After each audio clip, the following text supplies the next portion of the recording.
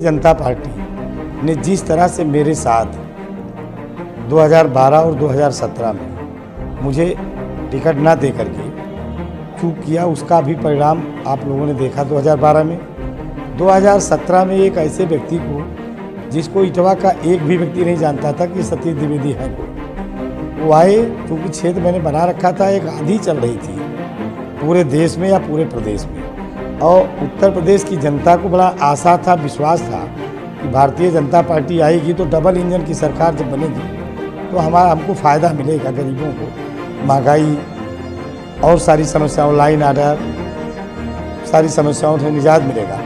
लेकिन भारतीय जनता पार्टी की सरकार आने के बाद उत्तर प्रदेश की जनता भारतीय जनता पार्टी के खिलाफ आज बैठी हुई है।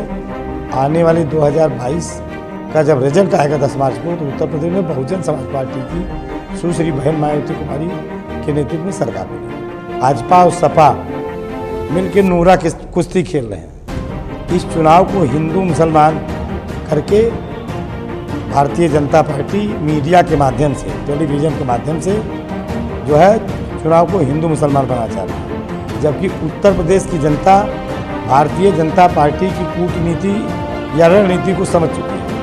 इस नाते इस बार उत्तर प्रदेश में बहन जी की सरकार बनेगी और उसके अलावा न सपा की सरकार बनने वाली है, न भाजपा की सरकार बनने वाली है। इटवा विधानसभा 305 में हरिशंकर सिंह जी, आपका रेडियो टीवी न्यूज़ की तरफ से बहुत बहुत मुबारकबाद। आप जो है इटवा विधानसभा के बहुजन समाज पार्टी के कर्मठ प्रत्याशी हैं। सर, आप थोड़ा जनता की राय बताइए, यहाँ जनता किस तरीके से आपके ऊपर जागरूक हो रही है, उसके बारे में बताइए सर। अब जनता की राय मुझसे आप ना पूछ करके जनता से अगर इटवा में पूछ लेते तो अपनी राय बता देती।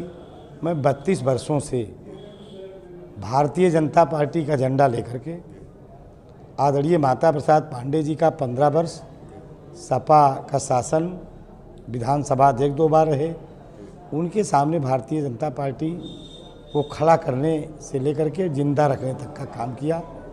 भारतीय जनता पार्टी ने जिस तरह से मेरे साथ 2012 और 2017 में मुझे टिकट ना दे करके चूक किया, उसका भी परिणाम आप लोगों ने देखा 2012 में। 2017 में एक ऐसे व्यक्ति को जिसको इटवा का एक भी व्यक्ति नहीं जानता था कि सतीश द्विवेदी हैं कौन, वो आए, क्योंकि क्षेत्र मैंने बना रखा था, एक आंधी चल रही थी पूरे देश में या पूरे प्रदेश में, और उत्तर प्रदेश की जनता को बड़ा आशा था, विश्वास था कि भारतीय जनता पार्टी आएगी तो डबल इंजन की सरकार जब बनेगी तो हमको फ़ायदा मिलेगा, गरीबों को महंगाई और सारी समस्याओं, लाइन आर्डर, सारी समस्याओं से निजात मिलेगा। लेकिन भारतीय जनता पार्टी की सरकार आने के बाद उत्तर प्रदेश की जनता भारतीय जनता पार्टी के खिलाफ आज बैठी हुई है। आने वाले 2022 का जब रिजल्ट आएगा 10 मार्च को, तो उत्तर प्रदेश में बहुजन समाज पार्टी की सुश्री बहन मायावती कुमारी के नेतृत्व में सरकार बनेगी। जैसा कि सर कल योगी जी सिद्धार्थनगर में बर्डपुर में आए हुए थे, उन्होंने सीधा पलटवार किया है समाजवादी पार्टी के ऊपर। उन्होंने कहा है कि जो है समाजवादी पार्टी आतंकवादी है, नक्सलवादी है।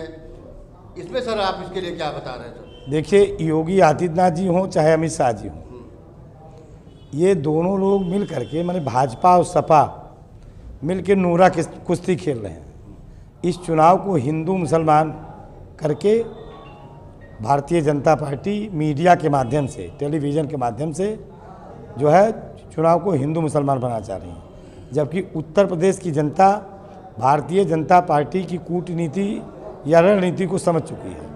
इस नाते इस बार उत्तर प्रदेश में बहन जी की सरकार बनेगी और उसके अलावा न सपा की सरकार बनने वाली है, न भाजपा की सरकार बनने वाली है। बहुजन समाज पार्टी में तो माननीय अखिलेश जी भी बता रहे हैं कि वहाँ पे अगर इनकी सरकार थी तो लखनऊ में देखिए कि जगह जगह स्टेडियम में बहुजन समाज पार्टी का ही मूर्ति लगा हुआ है। तमाम तरीके की मतलब स्टेडियम बहन मायावती के नाम से मतलब बना हुआ है। इस तरीके की वो अपने सरकार में जो है तमाम तरीके की अपनी ही भलाई करती हैं। इसके बारे में क्या कह रहे हैं सर? आदरणीय कुमारी बहन मायावती जब 2017 में स्पष्ट बहुमत की सरकार बनाई, तो लखनऊ में जहाँ कोई लघुशंका करता था या रैली चाहे जिसकी होती जिस पार्टी की, लोग जाकर के टट्टी करके नहाते धोते थे, वहाँ आज उन्होंने ऐसा लखनऊ बना दिया है कि आज जब लखनऊ में घुसिए तो लगता है हाँ वास्तव में लखनऊ है।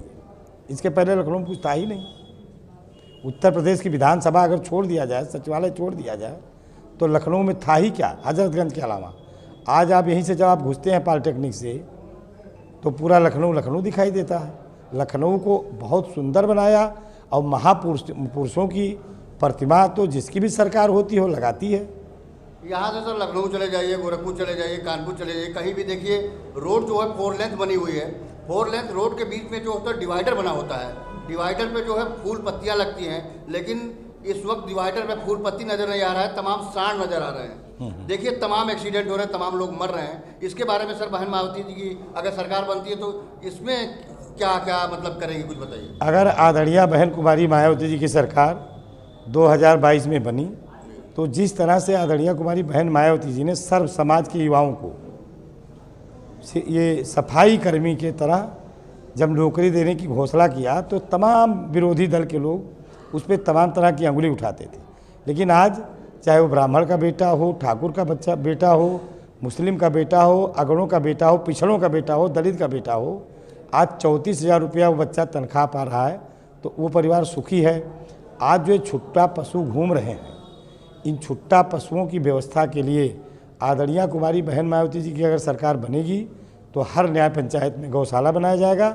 सफाई कर्मी के तरह आदरणीय बहन कुमारी मायावती जी अगर मुख्यमंत्री बनी तो 10 लोगों को प्रत्येक न्याय पंचायत में नौकरी दे करके छुट्टा पशुओं के रख रखाव, सुविधा, चारा की व्यवस्था करा करके उनको जो है रखा जाएगा। और सरकारी कोष मनरेगा जिससे तमाम रुपए निकाले जा रहे हैं भारतीय जनता पार्टी की सरकार में, लोगों के जेब में जा रहे हैं, वो 10 कर्मचारियों के जेब में जाएंगे। किसानों को अपने फसल का नुकसान नहीं होने पाएगा। जैसे होम मिनिस्टर अमित शाह जी हैं केंद्र में, इस वक्त जानते हो कि बयानबाजी में सोशल मीडिया पे वायरल हो रहा है कि उन्होंने कहा है कि इंटर पास करेंगे तो 12वीं वाले को लैपटॉप देंगे। तमाम देखिए सोशल मीडिया पे वायरल चल रहा है, जो इंटर पास करेंगे तो 12वीं वालों को लैपटॉप देंगे। इसका क्या मतलब है? इंटर और 12वीं क्या अलग है कि एक है? अब ये प्रश्न तो आप अमित शाह जी से पूछते तो हो सकता है कोई दूसरा भाजपा की दृष्टि से कोई दूसरा अंतर निकाले हो। जैसे इसके पहले जब चुनाव हो रहा था 2014 का तो 56 रुपया डीजल बिक रहा था लीटर। यही आदरणीय नरेंद्र मोदी जी अपने मंचों से भीड़ के सामने कहते थे डीजल महंगा हुआ कि नहीं हुआ, सामने की जनता बोलती थी हाँ डीजल महंगा हो गया। आज आप देख रहे हैं डीजल 88 रुपया लीटर बिक रहा है। अब जब से चुनाव शुरू हुआ है, इसके पहले लोग कहते थे डीजल की कीमत अंतर्राष्ट्रीय बाजार में घटती बढ़ती रहती है और रोज़ घटता बढ़ता था। लेकिन जब से चुनाव का बिगुल बजा तब से एक बार भी उसी 88 पे ला करके रोका गया है। मैं ये जानता हूँ कि जिस दिन विधानसभा का चुनाव समाप्त हो जाएगा, ये भारतीय जनता पार्टी की केंद्र की सरकार डीजल 125 रुपया लीटर बिकवाएगी। महंगाई का मार पूरे उत्तर प्रदेश की जनता झेल रही है, चाहे वो खाने पीने के सामान हो, भ्रष्टाचार हो, कानून व्यवस्था का मसला हो। भारतीय जनता पार्टी के झूठ का पुलंदा जनता के बीच में खुल चुका है। चुनाव की सरगर्मियां बढ़ रही हैं सर। 305 विधानसभा में वोट पड़ने वाला है, तो बहुजन समाज पार्टी की तरफ से लोगों को, जनता को आप क्या संदेश दे रहे हैं, थोड़ी सी बताइए सर। बहुजन समाज पार्टी से मेरा ये संदेश है इटवा के सम्मानित जनता को कि अगर इटवा की सम्मानित जनता ने मुझे अपना विश्वास दिया तो उस विश्वास को इटवा विधानसभा के विकास करके एक मॉडल प्रस्तुत करने का काम करूंगा।